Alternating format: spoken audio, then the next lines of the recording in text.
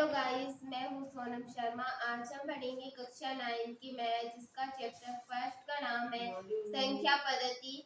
हम इसके कुछ पहले बेसिक चीजें जानेंगे, फिर चलेंगे एक्सरसाइज की तरफ। फर्स्ट टॉपिक है हमारा प्राकृत संख्या कहते किसे, हम ये जानेंगे। प्राकृत संख्या 1 से अनंत तक की संख्याओं को प्राकृत संख्या कहते हैं। इनको n द्वारा प्रदर्शित किया जाता है। सेकंड टॉपिक है पूर्ण संख्या। शून्य से अनंत तक की संख्याओं को पूर्ण संख्या कहते हैं। इनको w द्वारा प्रदर्शित किया जाता है। थर्ड टॉपिक है धनात्मक संख्या।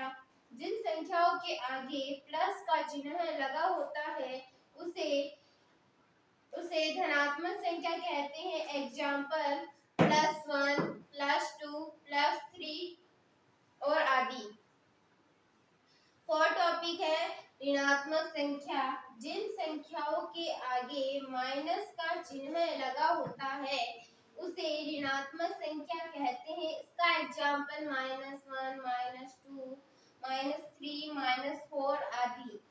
पूर्णांक संख्या। धनात्मक एवं ऋणात्मक संख्याओं को पूर्णांक संख्या कहते हैं। इनको z द्वारा प्रदर्शित किया जाता है। एग्जाम्पल -+1, +2, +3 और -1, -2 और -3। सिक्स्थ टॉपिक है परिमेय संख्या। जिसे p/q के रूप में लिखा जा सकता है उसे परिमेय संख्या कहते हैं। और q के बराबर 0 नहीं है, हम क्या बोल सकते हैं, जिसे बटा के रूप में लिख सकते हैं उसे परिमेय संख्या कहते हैं। आपको एग्जाम्पल द्वारा समझाऊं तो मैं यहाँ पे लिख सकती हूँ कि 7/8 ये भी एक परिमेय संख्या है। 11/9 ये भी एक परिमेय संख्या है। 15/20 ये भी एक परिमेय संख्या है। अब और q के बराबर हमें 0 नहीं लिखना, इसका भी मैं आपको एग्जाम्पल द्वारा समझाती हूँ। हम यहाँ पे लिख दिए कि 8/0, ये आपका रॉन्ग हो जाएगा, ये परिमेय संख्या नहीं है। आप कोई से भी बटा के नीचे जो हर होता है उसके अंदर आप 0 लिख देंगे तो यह आपकी परिमेय संख्या नहीं मानी जाएगी।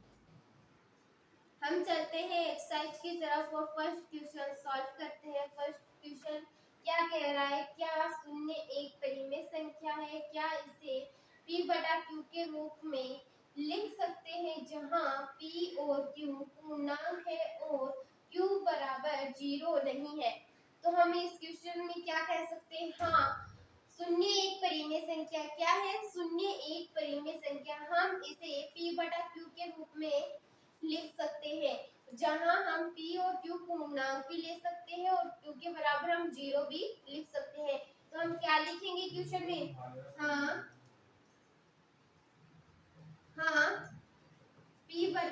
हम यहाँ पे लिख सकते हैं कि 0/1, 0/2 ये एक क्या है? परिमेय संख्या है।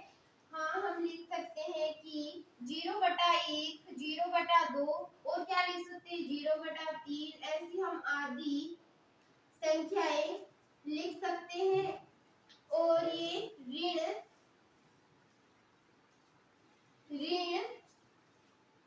ऋण पूर्णांक मानी जाती है। ऋण पूर्णांक मानी जाती है। हमने q के बराबर 0 तो कुछ लिखा ही नहीं, तो इसके अंदर क्या आंसर आएगा? हाँ, 0/1, 0/2, 0/3 आदि ऋण पूर्णांक संख्या मानी जा सकती है। नेक्स्ट क्वेश्चन की तरफ। क्वेश्चन सेकंड है, 3 और 4 के बीच में 6 परिमेय संख्याएं ज्ञात कीजिए।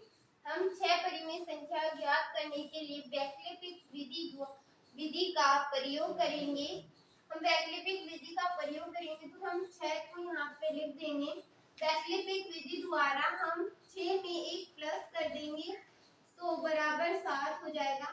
जो 7 आया है, हम 7 को गुना करेंगे पहले 3 से, तो 3 गुणा 7 बराबर 21। फिर हम 7 को गुना करेंगे 4 से, 4 गुणा 7 बराबर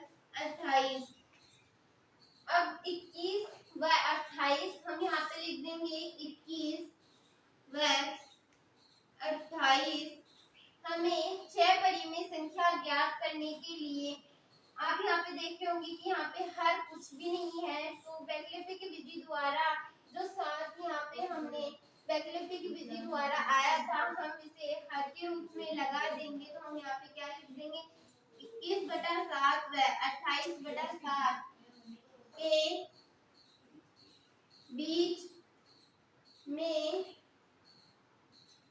परिमेय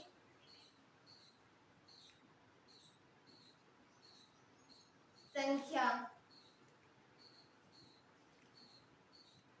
हम इन दोनों के बीच की परिमेय संख्या लिखेंगे। यहाँ पे हर समान है, 21 के बाद आता है 22, तो हम यहाँ पे क्या लिखेंगे, 22/7। हर में कोई भी चेंज नहीं होगा, अंश में चेंज होगा। 23/7, 24/7, 25/7, 26/7, 27/7। यही हमारे क्वेश्चन का आंसर हो जाएगा। चलते हैं नेक्स्ट क्वेश्चन की तरफ। थर्ड क्वेश्चन है 3/5 और 4/5 के बीच में 5 परिमेय संख्याएं ज्ञात कीजिए। हम इस क्वेश्चन को सॉल्व करने के लिए वैकल्पिक विधि का प्रयोग करेंगे। हमने सेकंड क्वेश्चन में हमने वैकल्पिक विधि में दूसरा फॉर्मूला अपनाया था, एक को जोड़ करके हमने ऐसे सॉल्व किया था। इस थर्ड क्वेश्चन के अंदर हम दूसरा फॉर्मूला अपनाएंगे वैकल्पिक विधि में। अंश बटा हर जो है, हम इससे हर समान है तो यहाँ पे हम हर को जोड़ देंगे। तो यहाँ पे हम क्या लिखेंगे, 5 + 5 = 10। हमने 10 कैसे प्राप्त किया, वैकल्पिक विधि द्वारा प्राप्त किया। हमने यहाँ पे 10 प्राप्त कर लिया, तो हम 10 को 3/5 से गुणा कर देंगे। 3/5 गुणा 10 बराबर में हम 3 को 10 से गुणा करते हैं तो 30 आता है, बटे का बटा ऐसा आ जाएगा। 5 को हम 10 से गुणा करेंगे 50 आएंगे। फिर आता है सेकंड, 10 को हम 4/5 से गुणा करेंगे, 4/5 गुणा 10 बराबर 4 को हम 10 से गुणा करेंगे तो 40 आ जाएगा। 5 को हम 10 से गुणा करेंगे तो 50 आ जाएगा। अब हम इन दोनों को नीचे लिख देंगे, इन दोनों के हर समान है तो हम यहाँ पे क्या लिखेंगे, 30/50 व 40/50। हम इन दोनों की परिमेय संख्या ज्ञात करने तो हम यहाँ पे क्या लिखेंगे, 30/50 तो 40/50 के बीच की परिमेय संख्याएं।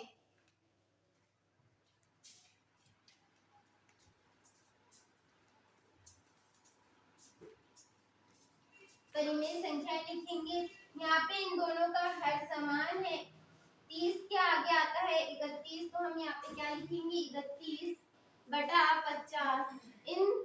इसके हर में कोई भी चेंज नहीं होगा तो हम यहाँ पे 50 लिखेंगे। 31 के बाद आता है 32/50, 33/50, 34/50, 35/50। यही हमारा आंसर हो जाएगा। हमें जितना क्वेश्चन में पूछा जाता है कि हमें 5 संख्या बताइए इन दोनों के मध्य की, तो हमने यहाँ पे 5 संख्या लिख दी है इन दोनों के मध्य की। चलते हैं नेक्स्ट क्वेश्चन की तरफ। फोर्थ क्वेश्चन है, नीचे दिए गए कथन सत्य है या असत्य, कारण के साथ अपने उत्तर दीजिए। फर्स्ट है, फोर्थ का फर्स्ट, प्रत्येक प्राकृत संख्या एक पूर्ण संख्या होती है। प्राकृत संख्या 1 से अनंत तक की संख्याओं को प्राकृत संख्या कहते हैं और पूर्ण संख्या 0 से अनंत तक की संख्याओं को पूर्ण संख्या कहते हैं। तो ये जो कथन है वह सत्य है, क्योंकि पूर्ण संख्याओं के संग्रहण में सभी प्राकृत संख्याएं होती है। सेकंड क्वेश्चन है, प्रत्येक पूर्णांक एक पूर्ण संख्या होती है। पूर्णांक संख्या प्लस व माइनस वाली संख्याओं को पूर्णांक कहते हैं और पूर्ण संख्या ओनली प्लस वाली संख्याओं को ही पूर्ण संख्या कहते हैं। तो ये कथन असत्य हो जाएगा। उदाहरण के साथ हम उदाहरण के साथ हम कारण दे देते हैं। उदाहरण के लिए -3 एक पूर्ण संख्या नहीं है। थर्ड क्वेश्चन है, प्रत्येक परिमेय संख्या एक पूर्ण संख्या होती है।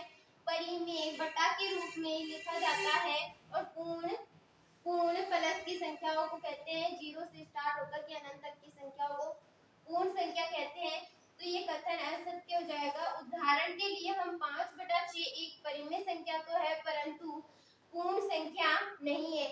आई होप आपको मेरी वीडियो अच्छी लगी होगी। मेरी वीडियो को लाइक एंड सब्सक्राइब जरूर कीजिए। मिलते हैं नेक्स्ट वीडियो में।